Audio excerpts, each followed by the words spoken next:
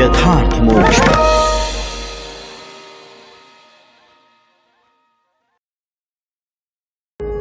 यथार्थ मोक्ष प्रस्तुत कर रहा है अतुल्य संपूर्ण महाभारत। श्री महाभारतम मार्कंडेय समास्या पर 191वां अध्याय। भगवान कल्कि के द्वारा सत्ययुग की स्थापना और मार्कंडेय जी का युधिष्ठिर के लिए धर्मोपदेश। वैशंपायन जी कहते हैं, जन्मेजय, मार्कंडेय जी की यह बात सुनकर परम तेजस्वी और बुद्धिमान कुरुकुल रत्न राजा युधिष्ठिर ने यह उत्तम वचन कहा। मुने, प्रजा की रक्षा करते हुए किस धर्म में स्थित रहना चाहिए? मेरा व्यवहार और बर्ताव कैसा हो जिससे मैं स्वधर्म से कभी च्युत न हो? मार्कंडेय जी ने कहा, राजन, तुम सब प्राणियों पर दया करो, सबके हितैषी बने रहो, सब पर प्रेम भाव रखो और किसी में दोष दृष्टि मत करो। सत्यवादी, कोमल स्वभाव, जितेंद्रिय और प्रजा पालन में तत्पर रहकर धर्म का आचरण करो। अधर्म को दूर से ही त्याग दो तथा देवता और पितरों की आराधना करते रहो। यदि प्रमादवश तुम्हारे द्वारा किसी के प्रति कोई अनुचित व्यवहार हो गया हो तो उसे अच्छी प्रकार दान से संतुष्ट करके वश में करो। मैं सबका स्वामी हूं, ऐसे अहंकार को कभी पास में न आने दो। तुम अपने को सदा पराधीन समझते रहो। सारी पृथ्वी को जीतकर सदा सानंद और सुखी रहो। तात युधिष्ठिर, मैंने तुम्हें जो यह धर्म बताया है इसका पालन भूतकाल में भी हुआ है और भविष्य काल में भी इसका पालन होना चाहिए। भूत और भविष्य की ऐसी कोई बात नहीं है जो तुम्हें ज्ञात न हो। अतः इस समय जो यह क्लेश तुम्हें प्राप्त हुआ है इसके लिए हृदय में कोई विचार न करो। तात, विद्वान पुरुष काल से पीड़ित होने पर भी कभी मोह में नहीं पड़ता। महाबाहो, यह काल संपूर्ण देवताओं पर भी अपना प्रभाव डालता है। युधिष्ठिर, काल से प्रेरित होकर ही यह सारी प्रजा मोहग्रस्त होती है। अनग, मैंने तुम्हारे सामने जो कुछ भी कहा है उसमें तुम्हें किसी प्रकार की शंका नहीं होनी चाहिए। मेरे इस वचन में संदेह करने पर तुम्हारे धर्म का लोप होगा। भरत कुलभूषण, तुम कौरवों के प्रख्यात कुल में उत्पन्न हुए हो, अतः मन, वाणी और क्रिया द्वारा इन सब बातों का पालन करो। युधिष्ठिर ने कहा, द्विज श्रेष्ठ, आपने मुझे जो उपदेश दिया है वह मेरे कानों को मधुर एवं मन को प्रिय लगा है। विभो, मैं आपकी आज्ञा का यत्न पूर्वक पालन करूंगा। ब्राह्मण श्रेष्ठ, मेरे मन में लोभ, भय और ईर्ष्या नहीं है। प्रभु, आपने मेरे लिए जो कहा है इसका अवश्य पालन करूंगा। वैशंपायन जी कहते हैं, राजन, उन परम बुद्धिमान मार्कंडेय जी का वचन सुनकर भगवान श्री कृष्ण सहित पांचों पांडव बड़े प्रसन्न हुए। साथ ही जो श्रेष्ठ ब्राह्मण वहां पधारे थे उन सबको भी बड़ी प्रसन्नता हुई। बुद्धिमान मार्कंडेय जी के मुख से वह मंगलमयी कथा सुनकर पुराणोक्त बातों का ज्ञान हो जाने से सब लोग बड़े ही विस्मित और प्रसन्न हुए। इस प्रकार श्री महाभारत वन पर्व के अंतर्गत मार्कंडेय समास्या पर्व में युधिष्ठिर के लिए उपदेश विषयक 191वां अध्याय पूरा हुआ। 192वां अध्याय। इक्ष्वाकु वंशी परीक्षित का मंडुक राज की कन्या से विवाह, शल और दल के चरित्र तथा वामदेव मुनि की महत्ता। वैशंपायन जी कहते हैं, जन्मेजय, तदनंतर पांडुनंदन युधिष्ठिर ने मुनिवर मार्कंडेय से कहा, ब्राह्मण, पुनः ब्राह्मणों की महिमा का वर्णन कीजिए। तब मार्कंडेय जी ने कहा, राजन, ब्राह्मणों के इस अद्भुत चरित्र का श्रवण करो। अयोध्यापुरी में इक्ष्वाकु कुल के धुरंधर वीर राजा परीक्षित रहते थे। वे एक दिन शिकार खेलने के लिए गए। उन्होंने एकमात्र अश्व की सहायता से एक हिंसक पशु का पीछा किया। वह पशु उन्हें बहुत दूर हटा ले गया। मार्ग में उन्हें बड़ी थकावट हुई और वे भूख प्यास से व्याकुल हो गए। उसी समय उन्हें एक और नीले रंग का एक दूसरा वन दिखाई दिया जो और भी घना था। तत्पश्चात राजा ने उसके भीतर प्रवेश किया। उस वनस्थली के मध्य भाग में एक अत्यंत रमणीय सरोवर था। उसे देखकर राजा घोड़े सहित सरोवर के जल में घुस गए। जल पीकर जब वे कुछ आश्वस्त हुए तब घोड़े के आगे कुछ कमल की नालें डालकर स्वयं उस सरोवर के तट पर लेट गए। लेटे ही लेटे उनके कानों में कहीं से मधुर गीत की ध्वनि सुनाई पड़ी। उसे सुनकर राजा सोचने लगे कि यहां मनुष्यों की गति तो नहीं दिखाई देती, फिर यह किसके गीत का शब्द सुनाई देता है। इतने ही में उनकी दृष्टि एक कन्या पर पड़ी जो अपने परम सुंदर रूप के कारण देखने ही योग्य थी। वह वन के फूल चुनती हुई गीत गा रही थी। धीरे धीरे भ्रमण करती हुई वह राजा के समीप आ गई। तब राजा ने उससे पूछा, कल्याणी, तुम कौन और किसकी हो? उसने उत्तर दिया, मैं कन्या हूं, अभी मेरा विवाह नहीं हुआ है। तब राजा ने उससे कहा, भद्रे, मैं तुझे चाहता हूं। कन्या बोली, तुम मुझे एक शर्त के साथ पा सकते हो, अन्यथा नहीं। राजा ने उससे वह शर्त पूछी। कन्या ने कहा, मुझे कभी जल का दर्शन न कराना। तब राजा ने उससे बहुत अच्छा कहकर उससे गांधर्व विवाह किया। विवाह के पश्चात राजा परीक्षित अत्यंत आनंद पूर्वक उसके साथ क्रीड़ा विहार करने लगे और एकांत में मिलकर उसके साथ चुपचाप बैठे रहे। राजा अभी वहीं बैठे थे, इतने ही में उनकी सेना आ पहुंची। वह सेना अपने बैठे हुए राजा को चारों ओर से घेर कर खड़ी हो गई। अच्छी तरह सुस्ता लेने के पश्चात राजा एक साफ सुथरी चिकनी पालकी में उसी के साथ बैठकर अपने नगर को चल दिए और वहां पहुंचकर उस नवविवाहिता सुंदरी के साथ एकांतवास करने लगे। वहां निकट होते हुए भी कोई उनका दर्शन नहीं कर पाता था। तब एक दिन प्रधानमंत्री ने राजा के पास रहने वाली स्त्रियों से पूछा, यहां तुम्हारा क्या काम है? उनके ऐसा पूछने पर उन स्त्रियों ने कहा, हमें यहां एक अद्भुत सी बात दिखाई देती है। महाराज के अंतःपुर में पानी नहीं जाने पाता है, हम लोग इसी की चौकसी करती हैं। उनकी यह बात सुनकर प्रधानमंत्री ने एक बाग लगवाया जिसमें प्रत्यक्ष रूप से कोई जलाशय नहीं था। उसमें बड़े सुंदर और ऊंचे ऊंचे वृक्ष लगवाए गए थे। वहां फल फूल और कंदमूल की भी बहुतायत थी। उस उपवन के मध्य भाग में एक किनारे की ओर सुधा के समान स्वच्छ जल से भरी हुई एक बावली भी बनवाई थी जो मोतियों के जाल से निर्मित थी। उस बावली को बाहर से ढक दिया गया था। उस उद्यान के तैयार हो जाने पर मंत्री ने किसी दिन राजा से मिलकर कहा, महाराज, यह वन बहुत सुंदर है, आप इसमें भली भांति विहार करें।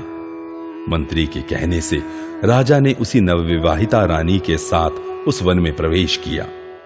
एक दिन महाराज परीक्षित उस रमणीय उद्यान में अपनी उसी प्रियतमा के साथ विहार कर रहे थे। विहार करते करते जब वे थक गए और भूख प्यास से बहुत पीड़ित हो गए, तब उन्हें वासंती लता द्वारा निर्मित एक मनोहर मंडप दिखाई दिया। उस मंडप में प्रिया सहित प्रवेश करके राजा ने सुधा के समान स्वच्छ जल से परिपूर्ण वह बावली देखी। उसे देखकर वे अपनी रानी के साथ उसी के तट पर खड़े हुए। उस समय राजा ने उस रानी से कहा, देवी, सावधानी के साथ इस बावली के जल में उतरो। राजा की यह बात सुनकर उसने बावली में घुसकर गोता लगाया और फिर बाहर नहीं निकली। राजा ने उस वापी में रानी की बहुत खोज की, परंतु वह कहीं दिखाई न दी। तब उन्होंने बावली का सारा जल निकलवा दिया। इसके बाद एक बिल के मुंह पर कोई मेंढक दिख पड़ा। इससे राजा को बड़ा क्रोध हुआ और उन्होंने आज्ञा दे दी कि सर्वत्र मेंढकों का वध किया जाए। जो मुझसे मिलना चाहे वह मरे हुए मेंढक का ही उपहार लेकर मेरे पास आए। इस आज्ञा के अनुसार चारों ओर मेंढकों का भयंकर संहार आरंभ हो गया। इससे सब दिशाओं के मेंढकों के मन में भय समा गया। वे डरकर मंडुकराज के पास गए और उनसे सब वृत्तांत ठीक ठीक बता दिया। तब मंडुकराज तपस्वी का वेश धारण करके राजा के पास गया और निकट पहुंचकर उससे इस प्रकार बोला, राजन, आप क्रोध के वशीभूत न हो, हम पर कृपा करें, निरपराध मेंढकों का वध न करावें। इस विषय में ये 2 श्लोक भी प्रसिद्ध हैं। अच्युत, आप मेंढकों को मारने की इच्छा न करें, अपने क्रोध को रोकें, क्योंकि अविवेक से काम लेने वाले मनुष्य के धन की वृद्धि नष्ट हो जाती है।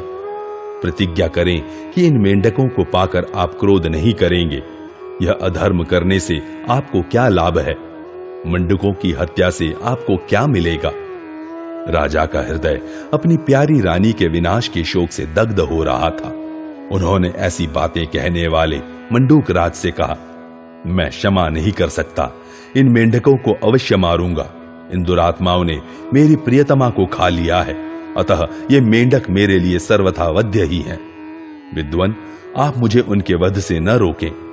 राजा की बात सुनकर मंडूक राज का मन और इंद्रियां व्यथित हो उठी। वह बोला, महाराज प्रसन्न होइए, मेरा नाम आयु है, मैं मेंढकों का राजा हूं। जिसे आप अपनी प्रियतमा कहते हैं वह मेरी ही पुत्री है, उसका नाम सुशोभना है। वह आपको छोड़कर चली गई, यह उसकी दुष्टता है। उसने पहले भी बहुत से राजाओं को धोखा दिया है। तब राजा ने मंडूक राज से कहा, मैं तुम्हारी उस पुत्री को चाहता हूं, उसे मुझे समर्पित कर दो। तब पिता मंडूक राज ने अपनी पुत्री सुशोभना महाराज परीक्षित को समर्पित कर दी और उससे कहा, बेटी सदा राजा की सेवा करती रहना। ऐसा कहकर मंडूक राज ने जब अपनी पुत्री के अपराध को याद किया तब उसे क्रोध हो आया और उसने उसे शाप देते हुए कहा, अरे तूने बहुत से राजाओं को धोखा दिया है, इसलिए तेरी संतानें ब्राह्मण विरोधी होंगी, क्योंकि तू बड़ी झूठी है। सुशोभना के रतिकला संबंधी गुणों ने राजा के मन को बांध लिया था।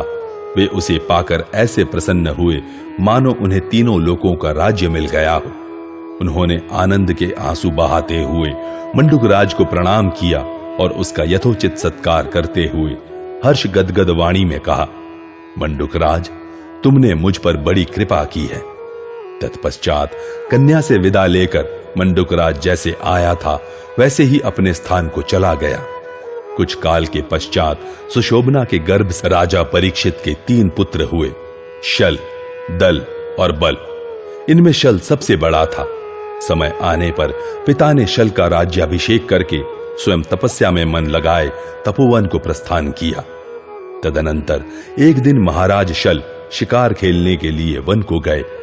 वहां उन्होंने एक हिंसक पशु को सामने पाकर रथ के द्वारा ही उसका पीछा किया और सारथी से कहा, शीघ्र मुझे मृग के निकट पहुंचाओ। उनके ऐसा कहने पर सारथी बोला, महाराज आप इस पशु को पकड़ने का आग्रह न करें, यह आपकी पकड़ में नहीं आ सकता। यदि आपके रथ में दोनों वाम्य घोड़े जुते होते तब आप इसे पकड़ लेते। यह सुनकर राजा ने सूत से पूछा, सारथे बताओ वाम्य घोड़े कौन है, अन्यथा मैं तुम्हें अभी मार डालूंगा। राजा के ऐसा कहने पर सारथी भय से कांप उठा। उधर घोड़ों का परिचय देने पर उसे वामदेव ऋषि के शाप का भी डर था, अतः उसने राजा से कुछ नहीं कहा। तब राजा ने पुनः तलवार उठाकर कहा, अरे शीघ्र बता, नहीं तो तुझे अभी मार डालूंगा। तब उसने राजा के भय से त्रस्त होकर कहा, महाराज वामदेव मुनि के पास 2 घोड़े हैं जिन्हें वाम्य कहते हैं, वे मन के समान वेगशाली हैं। सारथी के ऐसा कहने पर राजा ने उसे आज्ञा दी, चलो वामदेव के आश्रम पर। वामदेव के आश्रम पर पहुंचकर राजा ने उन महर्षि से कहा, भगवान मेरे बाणों से घायल हुआ हिंसक पशु भागा जा रहा है, आप अपने वाम्य अश्व मुझे देने की कृपा करें। तब महर्षि ने कहा, मैं तुम्हें वाम्य अश्व दिए देता हूं, परंतु जब तुम्हारा कार्य सिद्ध हो जाए तब तुम शीघ्र ही ये दोनों अश्व मुझे ही लौटा देना। राजा ने दोनों अश्व पाकर ऋषि की आज्ञा ले वहां से प्रस्थान किया। वामी घोड़ों से जुते हुए रथ के द्वारा हिंसक पशु का पीछा करते हुए वे सारथी से बोले, सूत ये दोनों अश्वरत्न ब्राह्मणों के पास रहने योग्य नहीं, अतः इन्हें वामदेव के पास लौटाने की आवश्यकता नहीं है। ऐसा कहकर राजा हिंसक पशु को साथ ले अपनी राजधानी को चल दिए। वहां पहुंचकर उन्होंने उन दोनों अश्वों को अंतःपुर में बांध दिया। उधर वामदेव मुनि मन ही मन इस प्रकार चिंता करने लगे, अहो वह तरुण राजकुमार मेरे अच्छे घोड़ों को लेकर मौज कर रहा है, उन्हें लौटाने का नाम ही नहीं लेता है, यह तो बड़े कष्ट की बात है। मन ही मन सोच विचार करते हुए जब 1 मास पूरा हो गया तब वे अपने शिष्य से बोले, आत्रेय जाकर राजा से कहो कि यदि काम पूरा हो गया हो तो गुरुजी के दोनों वाम्य अश्व लौटा दीजिए। शिष्य ने जाकर राजा से यही बात दोहराई।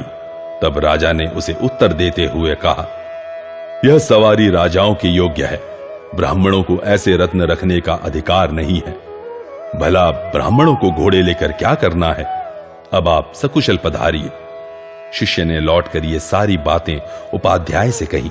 वह अप्रिय वचन सुनकर वामदेव मन ही मन क्रोध से जल उठे और स्वयं ही उस राजा के पास जाकर उन्हें घोड़े लौटा देने के लिए कहा, परंतु राजा ने वे घोड़े नहीं दिए। तब वामदेव ने कहा, राजन, मेरे वाम्य अश्वों को अब मुझे लौटा दो।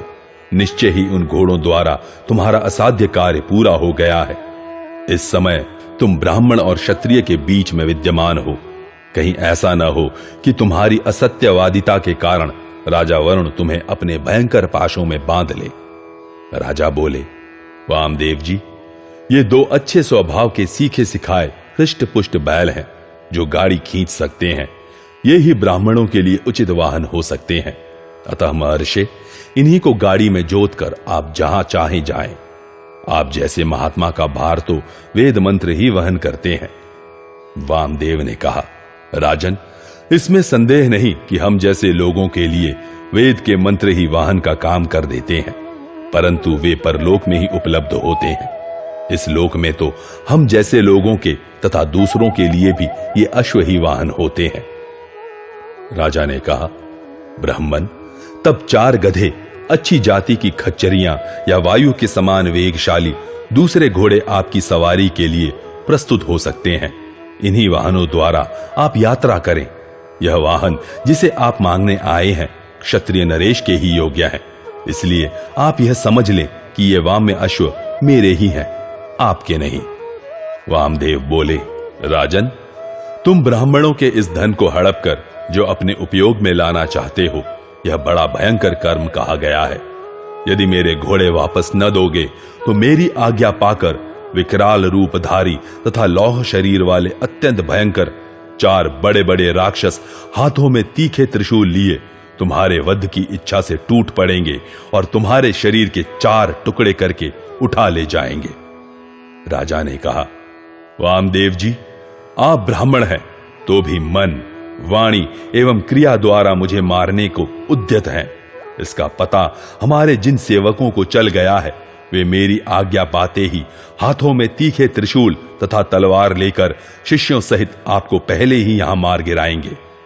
वामदेव बोले, राजन, तुमने जब ये मेरे दोनों घोड़े लिए थे उस समय यह प्रतिज्ञा की थी कि मैं इन्हें पुनः लौटा दूंगा। ऐसी दशा में यदि अपने आप को तुम जीवित रखना चाहते हो तो मेरे दोनों वाम्य संज्ञक घोड़े वापस दे दो। राजा बोले, ब्राह्मण, ये घोड़े शिकार के उपयोग में आने योग्य हैं और ब्राह्मणों के लिए शिकार खेलने की विधि नहीं है। यद्यपि आप मिथ्यावादी हैं तो भी मैं आपको दंड नहीं दूंगा और आज से आपके सारे आदेशों का पालन करूंगा, जिससे मुझे पुण्य लोक की प्राप्ति हो। वामदेव ने कहा, राजन, मन, वाणी अथवा क्रिया द्वारा कोई भी अनुशासन या दंड ब्राह्मणों पर लागू नहीं हो सकता। जो इस प्रकार जानकर कष्ट सहन पूर्वक ब्राह्मणों की सेवा करता है, वह उस ब्राह्मण सेवा रूप कर्म से ही श्रेष्ठ होता और जीवित रहता है। मार्कंडेय जी कहते हैं, राजन, वामदेव की यह बात पूर्ण होते ही विकराल रूपधारी 4 राक्षस वहां प्रकट हो गए। उनके हाथ में त्रिशूल थे। जब वे राजा पर चोट करने लगे तब राजा ने उच्च स्वर से यह बात कही, यदि ये इक्ष्वाकु वंश के लोग तथा मेरे आज्ञा पालक प्रजा वर्ग के मनुष्य भी मेरा त्याग कर दें तो भी मैं वामदेव के इन वाम्य संज्ञक घोड़ों को कदापि नहीं दूंगा, क्योंकि इनके जैसे लोग धर्मात्मा नहीं होते हैं। ऐसा कहते ही राजा शल उन राक्षसों से मारे जाकर तुरंत धराशायी हो गए। इक्ष्वाकु वंशी क्षत्रियों को जब यह मालूम हुआ कि राजा मार गिराए गए, तब उन्होंने उनके छोटे भाई दल का राज्याभिषेक कर दिया। तब पुनः उस राज्य में जाकर विप्रवर वामदेव ने राजा दल से यह बात कही, महाराज, ब्राह्मणों की वस्तु उन्हें दे दी जाए, यह बात सभी धर्मों में देखी गई है। नरेंद्र, यदि तुम अधर्म से डरते हो तो मुझे अभी शीघ्रता पूर्वक मेरे वाम्य अश्वों को लौटा दो। वामदेव की यह बात सुनकर राजा ने रोष पूर्वक अपने सारथी से कहा, सूत, एक अद्भुत बाण ले आओ जो विष में बुझा कर रखा गया हो, जिससे घायल होकर यह वामदेव धरती पर लौट जाए। इसे कुत्ते नोच नोच कर खाएं और यह पृथ्वी पर पड़ा पड़ा पीड़ा से छटपटाता रहे। वामदेव ने कहा, नरेंद्र, मैं जानता हूं तुम्हारी रानी के गर्भ से शेनजित नामक एक पुत्र पैदा हुआ है, जो तुम्हें बहुत प्रिय है और जिसकी अवस्था 10 वर्ष की हो गई है। तुम मेरी आज्ञा से प्रेरित होकर इन भयंकर बाणों द्वारा अपने उसी पुत्र का शीघ्र वध करोगे। मार्कंडेय जी कहते हैं, राजन, वामदेव के ऐसा कहते ही उस प्रचंड तेजस्वी बाण ने धनुष से छूटकर रनवास के भीतर जा राजकुमार का वध कर डाला। यह समाचार सुनकर दल ने वहां पुनः इस प्रकार कहा। राजा ने कहा, इक्ष्वाकुवंशी क्षत्रियों, मैं अभी तुम्हारा प्रिय करता हूं। आज इस ब्राह्मण को रौंद कर मार डालूंगा। एक दूसरा तेजस्वी बाण ले आओ और आज मेरा पराक्रम देखो। वामदेव जी ने कहा, नरेश्वर, तुम विष के बुझाए हुए इस विकराल बाण को मुझे मारने के लिए धनुष पर चढ़ा रहे हो, परंतु मैं कहे देता हूं, इस बाण को न तो तुम धनुष पर रख सकोगे और न छोड़ ही सकोगे। राजा बोले, इक्ष्वाकुवंशी क्षत्रियों, देखो मैं फंस गया। अब यह बाण नहीं छोड़ सकूंगा। इसलिए वामदेव को नष्ट करने का उत्साह जाता रहा। अतः यह महर्षि दीर्घायु होकर जीवित रहे। वामदेव जी ने कहा, राजन, तुम इस बाण से अपनी रानी का स्पर्श कर लेने पर ब्रह्म हत्या के पाप से छूट जाओगे। तब राजा ने ऐसा ही किया। तदनंतर राजपुत्री ने मुनि से कहा। राजपुत्री बोली, वामदेव जी, मैं इन कठोर स्वभाव वाले अपने स्वामी को प्रतिदिन सावधान रहकर मीठे वचन बोलने की सलाह देती रहती हूं और स्वयं ब्राह्मणों की सेवा का अवसर ढूंढती हूं। ब्राह्मण, इन सत्कर्मों के कारण मुझे पुण्य लोक की प्राप्ति हो।